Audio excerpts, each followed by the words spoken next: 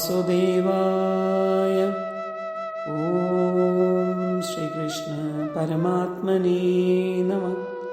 ഓം ശ്രീമദ് നാരായണീയത്തിലേക്ക് ഏവർക്കും സ്വാഗതം. 38-ാം ദശകത്തിലെ 4-ാം ശ്ലോകത്തെ കാണാം.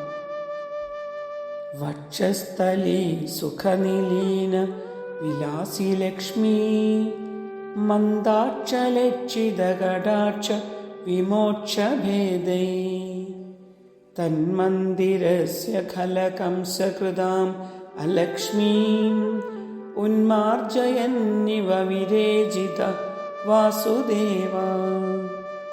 ഓരോ വാക്കുകളിലേക്കും അർത്ഥതലങ്ങളിലേക്കും ആദ്യം ശ്രദ്ധ ചെയ്യാം. അല്ലയോ വാസുദേവ, വസുദേവപുത്രനായ കൃഷ്ണ, വക്ഷസ്ഥലി സുഖ നിലീന വിലാസി ലക്ഷ്മി മന്ദാക്ഷ ലക്ഷിത കടാക്ഷ വിമോക്ഷഭേദൈ. മാറിടത്തിൽ സുഖമായി സ്ഥിതി ചെയ്ത അതിസുന്ദരിയായ ലക്ഷ്മീ ദേവിയുടെ ലജ്ജ കലർന്നുള്ള കണ്ണോട്ടങ്ങളുടെ വൈവിധ്യങ്ങളാൽ തന്മന്ദിരസ്യ ആഗ്രഹത്തിൽ ഖല കംസകൃതാം ദുഷ്ടനായ കംസനാൽ ചെയ്യപ്പെട്ട അലക്ഷ്മീം അമംഗളഭാവത്തെ ഉന്മാർജയന്നിവ വിരേചിത ഇല്ലാതാക്കുന്നവനെന്ന വണ്ണം അങ്ങ് ശോഭിച്ചു. വസുദേവരും ദേവകീദേവിയും കംസന്റെ കാരാഗൃഹത്തിൽ കിടക്കുന്ന സമയത്താണല്ലോ ശ്രീകൃഷ്ണ ഭഗവാന്റെ അവതാരം നടക്കുന്നത്. ദുഷ്ടനായ കംസൻ അവരെ ബന്ധിച്ച് കാരാഗൃഹത്തിൽ അടച്ചിട്ടിരിക്കുകയായിരുന്നു. അവിടെ സജ്ജനങ്ങൾക്ക് പ്രവേശനമില്ല. കംസന്റെ ദുഷ്ടത നിമിത്തം അഥവാ കംസന്റെ ഭരണം കൊണ്ട് ദേവകി വസുദേവന്മാർ അധിവസിച്ചിരുന്ന മന്ദിരം മാത്രമല്ല, മധുര രാജധാനിയിൽ തന്നെ ഐശ്വര്യദേവത പ്രവേശിക്കാതായി. കാരാഗ്രഹം പ്രത്യേകിച്ചും ജ്യേഷ്ഠാ ഭഗവതിയുടെ നിലയമായി തീർന്നു. പക്ഷേ ഭഗവാൻ അവതരിക്കുവാൻ തുടങ്ങിയ സമയം ഭഗവാന്റെ മാറിൽ വസിക്കുന്ന ഐശ്വര്യദേവതയായ മഹാലക്ഷ്മിയുടെ ലജ്ജാസുന്ദരങ്ങളായ കടാക്ഷങ്ങളെ കൊണ്ട് ആ ഗൃഹം ഐശ്വര്യ സമൃദ്ധമായി മാറി. സൂര്യൻ ഉദിക്കുന്നതോടെ കൂരിരുട്ട് മാറുന്നതുപോലെ ലക്ഷ്മി ദേവി സുഖമായി വസിക്കുന്ന ഇടമാണ് ഭഗവാന്റെ മാറിടം. പണ്ട് പാലാഴി മദനം നടന്ന സമയത്ത് ലക്ഷ്മി ദേവിയെ ഭഗവാൻ സ്വീകരിച്ച് മാറിടത്തിൽ സ്ഥാനം കൊടുത്തതാണല്ലോ.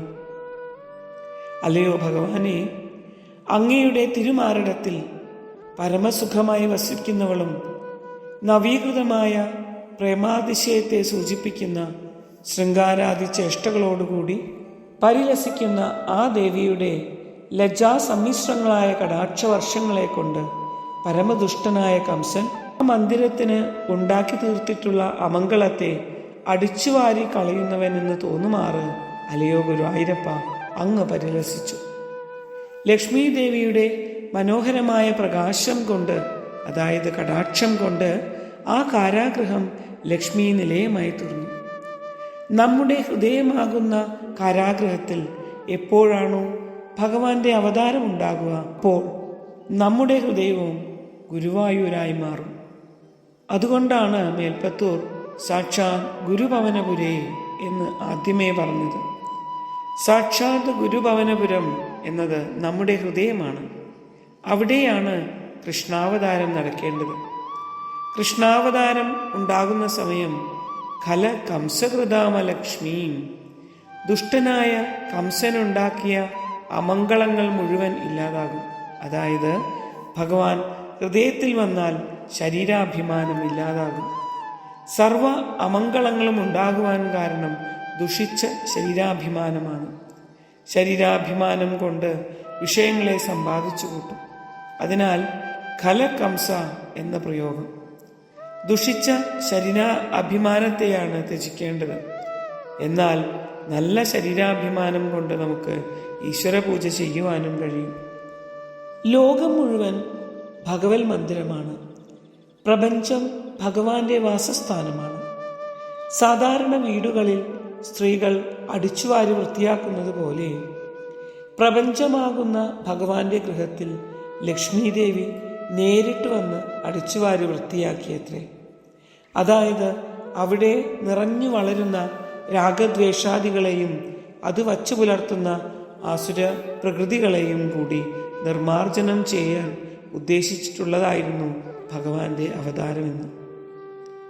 കംസനുണ്ടാക്കി വെച്ച ലക്ഷ്മിയെ പാടെ നശിപ്പിക്കുവാനും ഐശ്വര്യ സമ്പൂർണമാക്കുവാനും പോരുന്നതായിരുന്നു ഭഗവത് അവതാരവും ലക്ഷ്മീദേവിയുടെ കടാക്ഷപാദങ്ങളും എന്ന് പറഞ്ഞിരിക്കുന്നതിനാൽ കംസകൃതമായ എല്ലാത്തരം വൈകൃതങ്ങളും ഭഗവാൻ താമസിയാതെ തന്നെ നശിപ്പിക്കുമെന്ന് സൂചന.